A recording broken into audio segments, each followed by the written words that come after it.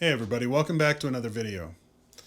Today we're going to take another look at P-Brain and his inability to understand what top and below actually mean. We're going to see how bad his thinking skills are. We're going to see how bad his reasoning skills are. We're going to see how bad his t-shirt design skills are. And on top of all that, we're going to see how bad his singing skills are. Oh yeah. Let's get into it.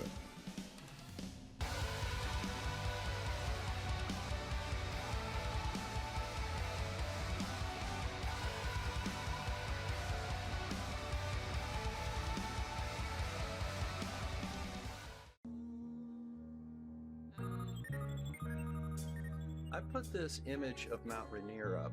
Now, most people that would look at this photograph would realize that in order for the mountain to cast that shadow on the clouds above it, the sun had to be coming from an angle or an altitude lower than the peak of the mountain. That's what they call me.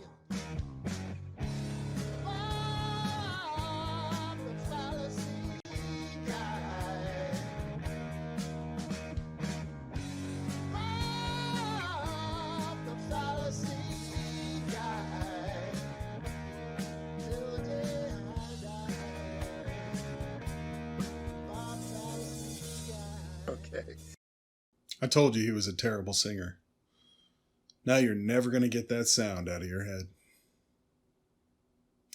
What do you guys think? Is he a worse singer or t-shirt designer? I mean, he was kind of in tune, so I can't knock him too much. The voice was crap, but the tune was okay. But those t-shirt designs are just,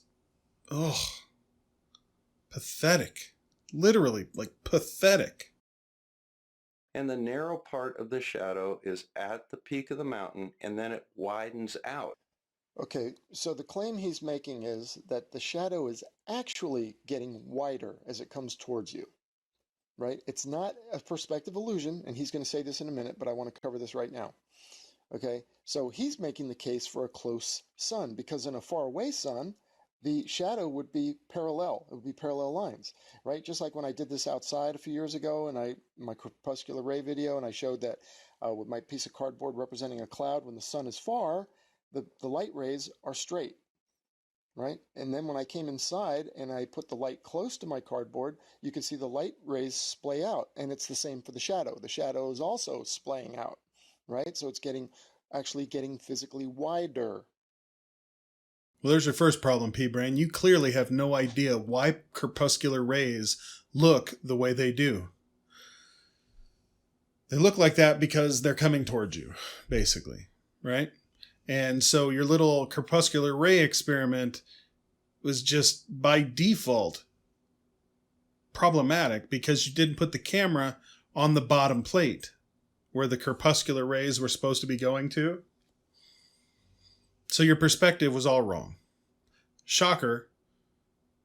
You say perspective more than anyone else on YouTube, yet you have no idea what that means.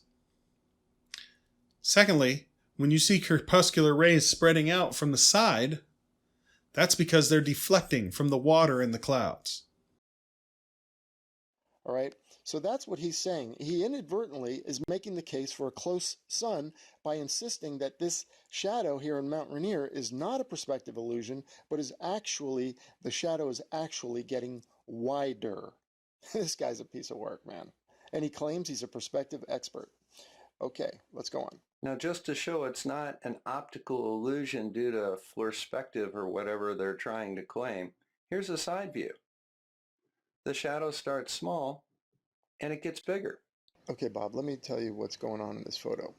All right, see that shadow? First of all, you said it's a side view. Well, it's not completely a side view. See, the shadow's still coming at you. That's why it's still spreading out. Not quite as much as this picture, but it's still spreading out because it's a different angle, right? But it's still coming towards you. Now, see the lower part of the shadow right there? You know why that appears lower than this side of the shadow? Because this part of the shadow is further away from you, Bob. And this part of the shadow, or this side of the shadow, is closer to you. Like the sky. See these clouds here?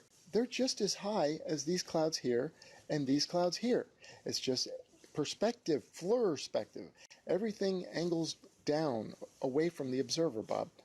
It's visually goes down, Bob.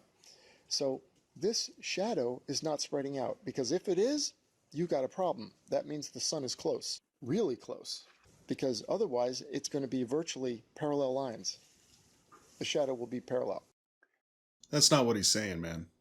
Even though the shadow is not coming directly at you from the mountain, when the sun is 93 million miles away, that's close.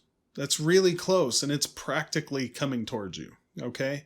And the fact that it's not as severe of an angle, that just tells you that it is parallel. The edges of the shadow pretty much are parallel.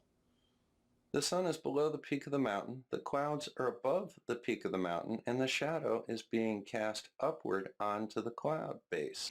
Nope. As I showed you in previous videos, Bob, the first shadow in the morning and the last shadow of the day is always on top of the clouds. Fruz Rabbah. Fruz Rabbah. That's a Seinfeld reference. I hope you got it. P-Brain, you are one dumb motherfucker. The pictures you're showing are clearly not of clouds above the mountain. And on days when the clouds are below the top of the mountain, it looks like that. But on days when the clouds are above the mountain, it looks like the picture Bob's talking about. My God, man. From the perspective of mountain climbers. They're there at sunrise and they're there at sunset. And that's the shadow we see right here. That's it. And I challenged you to show me one photo taken from the peak of a mountain that shows the shadow cast on the clouds above the peak of the mountain. Okay, from the perspective of the peak of the mountain, where mountain climbers and aerial photos, people taking helicopter rides around the peak would be able to show that. But there's not one photo. I'm still waiting for that one photo. Anybody, show me the shadow cast on the underside of the clouds from the perspective of the peak of the mountain that show it above the peak. Okay? Show me that shadow cast on clouds above the peak of the mountain. It doesn't exist. That's why you can't show it. That's why you can't show it, because the shadow is always cast on top of the clouds. Unless, of course, the clouds are above the mountain. And here's a quick little animation I made to show you. This is how the shadow works. If you're in the same perspective here, I'm going to move the shadow around the mountain, and you can see it. It comes up as it goes towards you and spreads out, and when it goes away, it narrows and points down. That's how it works.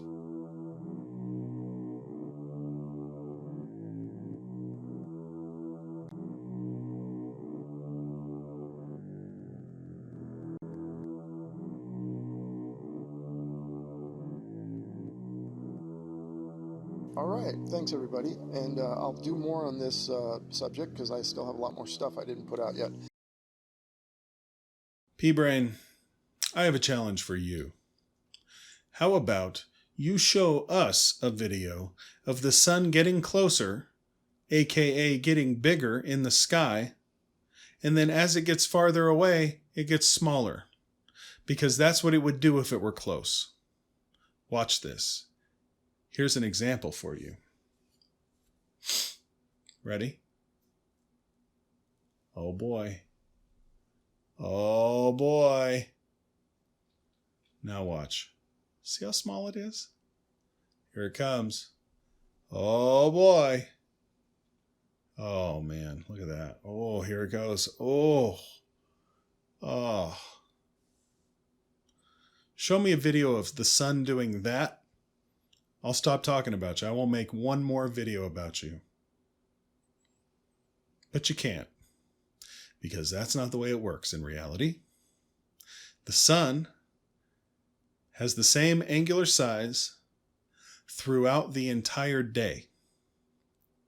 What would cause it to do that? Oh, I know. Not being close. Being 93 million miles away would make it do that. Because that's reality. We don't have a close sun. We don't have a holographic moon, whatever the hell that means. There is no dome. The earth is not flat.